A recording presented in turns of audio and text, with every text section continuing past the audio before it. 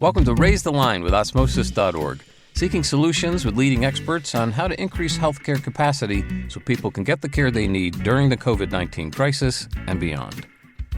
Hi, I'm Shiv Gulani, and today on Raise the Line, I'm really happy to be joined by Dr. John Dayton, an emergency physician, investor, and entrepreneur. He's also the founder of medforums.com, which helps physicians find the best educational resources. Dr. Dayton's focus is on improving healthcare through innovative medical devices and digital health, and to that end, he's an advisor to companies in those sectors. So Dr. Dayton, thanks so much for taking the time to be with us today. Hey, thanks for having me. So can you start by telling us a bit about yourself, what led to your interest in medicine, and then winding up becoming an emergency doctor? Sure. I've always looked up to family members. My dad is a physician, and just made sense when I was little. He's a doctor, I'm going to be a doctor. And that's just kind of, the route I took. And so I just copying him, I ended up going to medical school, and then finding emergency medicine was a little bit different. I was convinced I was going to do another specialty. And the nice thing about medical school is you can do different rotations, see which ones you like, see which ones you don't necessarily care for. And I realized I would have been really unhappy had I gone with my first choice, but emergency medicine was a good fit for me. I'm kind of a stereotypical ADD doctor. I like to be able to diagnose a heart attack, sew somebody up, put a joint back in place, do a psych evaluation and all of that in one shift. And so it turned out to be a perfect fit for me. Yeah, that echoes a lot of the Raise Line guests we've had, people like Dr. Joe Haboush in New York, who runs MD Calc. I think emergency medicine tends to attract people who have a lot of interests, and also, clearly your resume as an entrepreneur, an angel investor, and also your work on Navajo Reservation, which we'll get into, very much aligned with that profile. Yes, no, Joe's such a great guy. I had a chance to meet him when I was at a conference last year. Yeah, he's a great example of like an emergency physician that's doing something outside of his regular shifts to just make medicine better. He's a great guy. Totally. Couldn't agree more. Another emergency physician based here in Utah, who I'm sure you know, is the white coat investor. Jim Dolly. He and I used to practice together. That's awesome. Yeah, we were part of the same group. Yeah. Oh, really? Great. Yeah. So, I met him for dinner a year and a half ago, but it seems like Utah has a lot of physicians, especially in emergency medicine, who are entrepreneurs like yourself. Yeah, I think there's something to that. We always joke that we have the best part-time job because 12/12 is considered full-time, and that leaves you a couple days if, to spend time with family or pursue other needs, or sometimes both. Yeah, if I ever go back and finish med school, because I'm still on leave from my med school, as I'm building Osmosis, I think emergency medicine is probably the path for me too. So can you tell us a bit more about MedForums, what inspired you to found the company, and what your priorities are as the Chief Medical Officer? Yeah, absolutely. When I was just out of residency and needing to take my boards, I was looking at a lot of different options for both the written test and the oral test, and figuring out what would be the best study strategy, trying to mix that with my new practice, being a brand new attending emergency physician. And I realized there wasn't a lot of great information out there, and who I could ask was kind of limited to, the 11 docs that I trained with, the attendings at that residency program, and my current practice group. Long story short, I ended up going to a course that it was okay, but it wasn't great. And I realized when I went home, like, gosh, I really only had a handful of people to ask. The programs that had the best, advertising were the ones that kind of caught my attention. But I didn't feel as prepared as I could. So I ended up doing another program. And at the end of that experience, I thought, wait, what if there was a way that we could tell each other, hey, this is the best course ever. You need to attend this. Or conversely, hey, maybe this one's good in this regard, but there could be a different option for you depending on your learning style. And I realized there just wasn't anything like that. Fast forward to a couple of years, and I was doing some locums, and I ended up on a night shift where I had probably one of the toughest shifts I've ever had. I had a bunch of sick people. I was in a rural area. I couldn't transfer anybody. Nobody was accepting my transfers. I was having a hard time admitting folks to the same thing. I thought, boy, I really like the locums company, but this shift is terrible, this particular location. And similarly, I wish someone could tell me that was a good one, or I wish someone could tell me, hey, maybe keep your eye out for this one. And so physicians, and then obviously not physicians, but also PAs, nurse practitioners, residents, med students, we need a way to crowdsource each other. So that's sort of the idea in my mind. Well, I'll build a platform for that. We'll find the best education resources. And initially, when we were thinking about the idea, we thought, well, maybe they want to weigh in on education. Maybe they want to weigh in on employment areas. Maybe they want to weigh in on equipment. What's going to be the best one? So we kind of took the idea to ASEP. It's our Specialty Society Conference, American College of Emergency Physicians. And we just asked, I think we ended up asking 400 physicians, would you be interested in using something like this? If you could talk about education versus equipment versus employment, which would you prefer? And education came out as the top one. And we thought that makes a lot of sense. You may switch careers a couple times in your life. As emergency physicians, we don't really have a lot of say on the equipment that's in the department. But one thing that we have to do is our annual CMEs. You got to do your boards every 10 years, and that's changing. But that seemed to be the best thing. So we focused over the next couple of years on finding the best way to find the best traditional resources, the best CME or continuing medical education courses, and then also non-traditional things like podcasts that some of the residents were doing, podcasts like yourself were doing, blogs, looked at apps, and then we thought, well, we found a bunch of products, let's get some initial ratings and build a site. And so that was kind of the story how it began. I worked with an incubator in Utah called Rev Road. My wife had actually done something similar in the past for the Department of Labor. So we worked together to kind of build that out. And that's where we are right now. That's awesome. So is your wife your co-founder? How is that going? Yeah, so that eventually I realized, I'm really good at having ideas, but I'm not really good at day-to-day business things. And she's got a master's degree, and she's very professional. And turned out that was more her wheelhouse. And so my role is to be the chief medical officer. I touch base with a lot of physician colleagues, residency programs, specialty societies. That's the better fit for me. And so that's kind of our division of labor. And then the incubator we worked with, they built out the website, and we worked with them on kind of marketing and strategy and moving forward. That's awesome. Well, so switching gears to another hat you wear, you work as a physician on a Navajo reservation. And, I think you're the first Raise Line guest we've had who's had that experience. Can you tell us a bit more about that, and also how COVID has affected the reservation system? Absolutely. So this is a really interesting situation. And this goes back to kind of changes to COVID in general. A lot of emergency physicians, we've been hammered where we work because COVID is affecting us so much. I was actually working as a locums physician, and I ended up being in an area that wasn't hard hit. And they said, John, we really like you, but we don't need your help anymore. And so I ended up connecting with this physician group because it was closer to home, probably a better fit for me. I live in Utah, so I traveled down to Arizona. But it is really tricky. Just to give you a little bit of background on that reservation, it's a big chunk of the northeast corner of Arizona, and then parts of Utah and New Mexico, and maybe a little bit of Colorado in there. On the reservation, there's 30% of people that don't have running water or electricity. So that really affects outpatient planning. You can have someone come in and say, yeah, you got COVID and you need oxygen, but we don't really have anything we can plug in at your house to help deliver that to you, or any power sources. That really affects how we transition. So I started there during the big first wave, and at the time, the Navajo Nation was getting hit harder than almost any other area.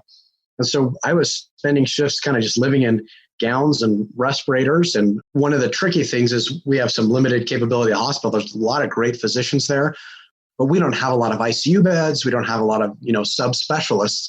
So we'd run into situations where we needed to transfer a lot of people. We needed to figure out how to screen a lot of people. We needed to see as many people as we could, kind of find the best way to use the resources available. So they ended up building a respiratory clinic. Asymptomatic patients could just come and get screened. If they weren't positive, they could go home and follow up with their doctor. And they were really good, even though they don't have, a lot of these folks have electricity, they're really good at setting up kind of telemedicine there. But the folks that were positive, we'd see, and initially we'd see them and they weren't that sick. And unfortunately, a lot of times, 2 or 3 days later, they were needing oxygen, having no way they could deliver it at home. And then it's a matter of, all right, well, do we send them to Phoenix, which is 5 hours away? Do we send them to Flagstaff, which is 2 hours away? Do we send them to Albuquerque, which is 4 hours away? And if so, which of those places has a bed? And is the weather good enough that we can kind of transfer by air? Because 4-hour, 5-hour transports, that eats up our EMS transportability. And so we're needing to ship these people via helicopter. So very, very interesting situation. They're trying to get a systematic way for seeing as many people as possible, doing it in the most efficient way possible. That's been a great experience. Now, as we're kind of in a second wave, we're in the same boat. We realize, boy, our beds are filling up pretty quick. But unfortunately, Arizona, in the meantime, like Phoenix is really hard hit. So a lot of times it's a matter of, well, we'd like to transfer this person, but there's no bed in Phoenix. And where else can we call? And so we're sending people like Gallup, New Mexico, Albuquerque, New Mexico, different facilities in the area. So a lot of it, the trick is figuring out the best way to take care of the patients and also figure out the best way to disposition them, which is really tricky. Luckily, they've got great staff down there, and that's really helpful. But it's been a phenomenal experience. I can imagine, very unique. And so, what is life like on the reservation? I mean, I'm curious, like, do the people on the reservation actually monitor, social distancing, wear masks? I know that's been a trouble everywhere in the country. I mean, in New York, they did a pretty good job of it during the first wave, which is why they were a marker for how other cities should be responding or states should be responding. But I'm curious on the reservation system, how has the experience been? Actually, they're really good about it. There are signs everywhere. And one of my favorite ones is it shows, a person in traditional Navajo dress and 2 sheep in between them, and then another person. And then it says in English and Navajo, 6 feet, 2 sheep distance. And that's awesome. And it sounds kind of provincial, but that's a really great way for most of the older population. If you're 70 plus, you only speak Navajo. And so that's a kind of a great way to get the message out. The other thing that they've done really well is they are always quarantining, which as a traveling doctor, it's a little tricky. Everything shuts down at like 3 or 4 p.m. Nothing's open during the weekends. Like, so let's say you're traveling in town and you're going to work. It's a little tricky finding a grocery store that's open during your time that you're there. A lot of times Indian Health Service has some housing. When I worked down at Hopi Hospital, I lived there. There's 2 hospitals in Chinle, but one of them was for COVID patients. They transitioned the whole thing. Someone was sick. Their family didn't want them coming home. They didn't want to get their family sick. And so half a hospital was used to quarantine these patients that weren't sick enough to need oxygen. They weren't sick enough to need admission, but they also didn't want to go back into the community and cause disease. A lot of these folks will live in hogans or smaller houses. So you get one sick person, everybody else is going to get sick pretty quick. The other really interesting thing is these are dry reservations. And with the quarantines, people wouldn't be able to buy alcohol. So we ended up with really interesting situations where folks that had alcohol addiction issues were drinking hand sanitizer and homemade drinks that ended up having methanol in them or ethylene glycol. So we ended up doing a ton of serum osmolality labs. You don't do a ton of those. And looking at their serum osmolar gaps and realizing, all right, this person needs dialysis. We definitely got to get him out of here because we don't have the capability. So even though some things are meant to be safe, there's unforeseen consequences, and that was one of the big ones. That's pretty fascinating, some of the things you see. Do you speak any Navajo? Have you learned any of it along the way? No, and you know what? I wish I could learn it. You listen to some languages and you feel like you get a feel for it. I got to tell you, 7-8 months in, I don't think I could recognize a thing I've heard. I think that's the reason it was so effective during World War II when they had the code talkers. I can say like hi and, basic things, and that's about it. That's very interesting. So, going from working in the Indian Health Service where, again, resources may be limited, and as you were saying, like some of the people on the reservation, they only speak English, now you've just been accepted as the first Innovation and Design Fellow at Stanford's Department of Emergency Medicine. So congrats on that. But clearly that's the other end of the spectrum, probably the most advanced part of the healthcare system. What kind of trends in medical innovation are you excited about, and what do you hope to achieve as their fellow? Yeah, so I'm very interested in how AI can help us from a public health standpoint, from designing research, from helping us with our charting. I think that's going to be a big thing. The other thing I'm really interested in is digital health solutions, particularly wearables and trackers, where so much of our health is shifting to telehealth. I think that's going to be a big game changer for us. So that's what I'm after. I'm going to be doing shifts in the ED there. I'm going to be getting an MBA while I'm there, but I'm also going to be involved in working with their bioscience school and their design school. And again, doing that MBA to kind of, my goal is to help physicians when they have an idea, take it to the market. A lot of times we have great ideas and we don't know the next step. And I realize there's great groups that help, like Society of Physician Entrepreneurs, and there's great resources for folks with one step of that. I'm hoping that I can get a kind of knowledge that'll help me be a translational physician where, all right, here's your idea, here's the next step. Oh, you've already researched it, you've already built a prototype. Okay, here's how we bring it to the market. We've got some data already. Excellent. Let's connect you with some angel investors, some VCs, or some healthcare networks, and see where we can go from there. And that's my goal with the fellowship. That's a pretty enviable goal, and Stanford's a wonderful place to do it. Even though the campus, the way it's designed, as you probably know by now, the med school is very close to engineering school, very close to the business school, and then Sand Hill Road's right nearby with all the venture investors. Whereas I know a lot of other places, like Harvard undergrad, is across the river from both Harvard Med School, which is pretty far from Harvard Business School, and so that physical proximity, I think, is an advantage for the campus actually. Absolutely. That's one of the big things I'm looking forward to. The other thing is a lot of their not just programs aren't not just being close to each other, but also being collaborative. So for example, the Byers Bioscience School, people over there that take a course together, you'll have folks from the engineering department, some folks from the medical school, some folks from the business school. And so that's what I really look forward to. Totally. I could see, again, all your passions and interests kind of intersecting right there. So, going back to your experience as an emergency physician, you've seen a lot of things, you've experienced treating COVID patients. What are some of the longitudinal changes, the lasting changes you think will happen to the healthcare system as a result of COVID? Such a great question. I think the biggest thing is realizing that the emergency department is going to take on a different role. I think out of necessity, we saw with this situation, but I think in general, that's something that has to happen. As COVID spread, all like same-day surgeries and primary care offices shut down, the emergency department was just taking care of everybody.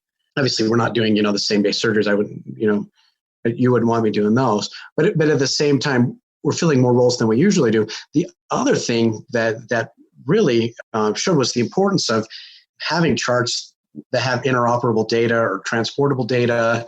And that's a big thing that's shown. The other thing is I think the emergency department will really improve care of our patients if we're able to integrate more with pre-hospital care, but also being integrated to post follow-up care. And so I think that's a major thing. It's funny during COVID, we have half of the group of emergency physicians that are just getting burnout, living separate from their families and so tired and trying to get PPE. And then half of us were in places where it wasn't hit and we're getting furloughed and fired. And so it's a lot of things that can lead to burnout. And so I think a lot of that has to be addressed too. I think the other big thing that happened is we realized how important the role of public health information dissemination is. And also on the flip side, how bad that can be politicized and how things that need to happen may not happen because people think it has a political bent to it. So I think we really need to figure out how to make sure we're using clear sources that people understand that they're clear sources. Yeah, and on that point, in terms of public health information, we've been fortunate to have several people, like we had KX Jing, who's the head of Facebook Health. He was on our podcast recently and talking about some of the challenges that Facebook is facing with trying to keep public health information valid. But then, the reason we called this podcast Raise the Line is how do we improve healthcare capacity? And that initially started off as telemedicine and PPE and the supply chain around PPE and testing, which are some of the guests we've had, people like Mike Alkire, who runs Premier, which does supply chain management for a lot of health systems. But right now with COVID, being exacerbated during this wave in every state, except I think Hawaii right now, it's interesting, the burnout question, the staff training issue is there. And so I'm curious, are you still hearing that there's some physicians who are being furloughed or even in the heart of this, or it's everything right at this point? Everything's changed. A lot of the docs that are traveling, they were traveling to areas that were no longer needed, so they were furloughed. Even the folks that were going full time because the hospitals, their typical money makers, like their scheduled surgeries and things along those lines, all of the revenues coming down, and as a result, they're getting their pay cut. So it's been a tough year all around for emergency physicians, whether they're in the thick of it or whether they're away from it. They felt the burden, and they have colleagues, that they trained with that have felt the burden. Totally. Could imagine that. So, as you know, Osmosis is a education and training company. We love to fill in knowledge gaps. If you could encourage us to develop a course or at a minimum a video about some specific topic, what would you like us to do and to which audience? Oh, what a great question. The answer to that is you guys are already leaders. When you talk about who you've already had on this week, it makes me feel like, how in the world did I get an invitation? But I was looking at your website. You've done everything from creating infographics, CME courses, Ask Me Anythings, obviously quality interviews. And so I think that the big thing along those lines is continuing to be such a great resource for COVID. We recognize the same thing at MedForums, where we built a page that just has advice from countries, states, universities, journals. We try to identify the experts and make sure we can be a place where people can find that information. And that's a non-loaded, non-biased site. I think you mentioned doing that on Facebook. The tricky thing is, right or wrong, a lot of times people feel like what's there or what isn't there is a result of bias, and that really hurts the aid effort. But as I look at what you've created, I know you guys have hundreds of thousands of users, and I wonder, obviously it's marketed towards clinicians and pre-clinicians, but I'm wondering how many non-clinicians you have on the site just because the quality of information is so good. No, thanks for asking that. I mean, that was one of the most surprising and useful parts of building Osmosis. And as we started putting some content out on YouTube, where we now have about 1.9 million YouTube subscribers, what amazed me was that the same videos we were making for nursing students or doctors for CME were getting a lot of comments from patients and their family members. People who said, oh, like my son has asthma, and thanks for making this video because I didn't actually know what was happening, or I have celiac disease. Now I understand why I can't eat gluten, that kind of stuff. So it's been very motivating and inspiring for us. And every week when we run Osmosis team meetings, we start those meetings with quotes from not only students and clinicians, but patients and family members, and very rewarding. What a great motivator. I think that's the biggest thing on the education side. An interesting thing I've seen come out of this is education come out of non-medical topics. We talked about Dr. Jim Dolly, his readership for White Coat Investor has gone through the roof. A doctor named Peter Kim did a physician and growth leverage summit. It was about, you're a physician, but you want to learn how to, run your own clinic or do some concierge business or do real estate or be an advisor. And that had huge attendance. And then Dr. Saya Nagori, she does a medicine, innovation, and entrepreneurship conference. The interesting thing to me has been not just what medical topics physicians have been in lately, but also non-medical topics, particularly as we feel a little unstable with the current environment. Absolutely. Yeah, that makes a lot of sense. And I've seen that increasing as well. I know you've trained a lot of students and residents, and given that we have so many of them in our audience, what advice would you have to them about meeting the challenges of the COVID pandemic and approaching their career in healthcare? What a great question. I think the big thing, people will be fulfilled professionally as they add value and they help others and they find something that they love. So I think the best thing to keep in mind is to be open-minded as you do all your rotations. If I would have been set in my mind, I would still be trying to be a plastic surgeon, trying to get into a fellowship somewhere and working in an environment that maybe isn't the best suited for me. But I was open enough to realize, I really like emergency medicine, and that's a great fit. And I've been able to do a lot of cool things there. So I think the big thing you have to do is find your professional niche. And then within that specialty, find what you're passionate about and use that as a way to help other people. Because ultimately, that's what's going to prevent burnout for you. If you're in a situation where you can help others, that's going to be the biggest thing towards having a long and stable career. That's some very, very good advice, finding that anchoring sense of purpose, which may change over time. But it may change over time, especially if you have as many interests as people like you and me have. But, as long as but that's fine. It's fine for purpose and passion to change over time, as long as you don't lose some sense of purpose. Absolutely. I think you need to find that drive that helps you make people feel better. That's one of the things I tell people about emergency medicine. They say, oh, what's your favorite thing in an ER? Man, if someone comes in and they got a shoulder that is dislocated and I can just pop that back into place, or they have a big old nasty cut and I clean it up and I make it look beautiful, something that I can do, it's very short term, right? But I make a big difference in that person just within a half an hour, and that makes me really happy. I think you have to keep the short-term motivation and the long-term motivation aligned. Yeah, instant gratification is called. Instant gratification has a bad connotation for a lot of people with dopamine spikes. But in the examples you provided, I think that's what I commonly hear from people who like procedural type medicine. It's a great place to be in, where you can see, hey, I did the surgery today. Tomorrow they can see better or they can move. I think that's super, super good. I have my co-founder's wife, so his name is Ryan. His wife, Sarah, she works for Intermountain down in St. George, and she's the only movement disorder fellowship. And it can be very gratifying to be able to, help someone who has a movement disorder, not, basically mitigate their symptoms. But at the same time, we haven't reached a state where like you can reverse Parkinson's, or you can completely eliminate it. So she sometimes talks about, how that can be, it's playing the long game, and the instant gratification often is not there. So I think, in emergency medicine, it is mostly instant gratification, because there's that term treat 'em and street 'em that sometimes is used, where like you may not see the patient again unless they're using the ER as a primary care clinic, like so many do in this health environment. Well, and that happens for sure. Yeah, but I think, again, another reason I would be kind of drawn to ER if I go back. But that, we're coming up. Go ahead. I was just going to say along those lines, that's my favorite thing, because a lot of times we'll see a weird EKG, we'll say this guy needs to go to the cath lab, we won't see him again, and the better we are, the quicker we get him out of there.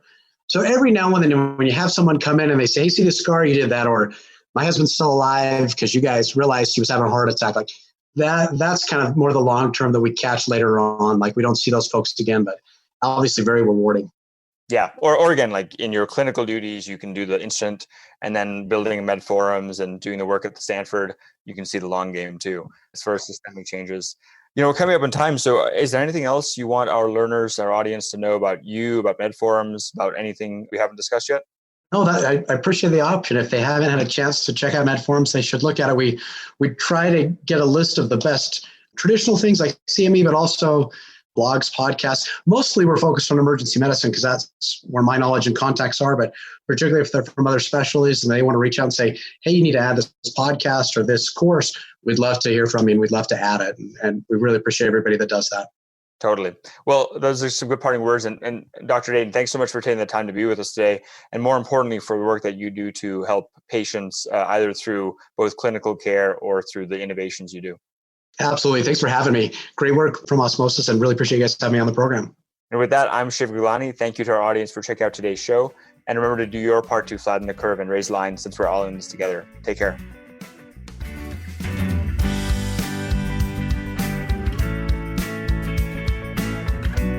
For more information on how you can help raise the line and flatten the curve, go to osmosis.org/COVID-19. If you like this podcast, please share it on your social channels. You can also subscribe to the series and check out all of our podcasts at osmosis.org/raisethelinepodcast.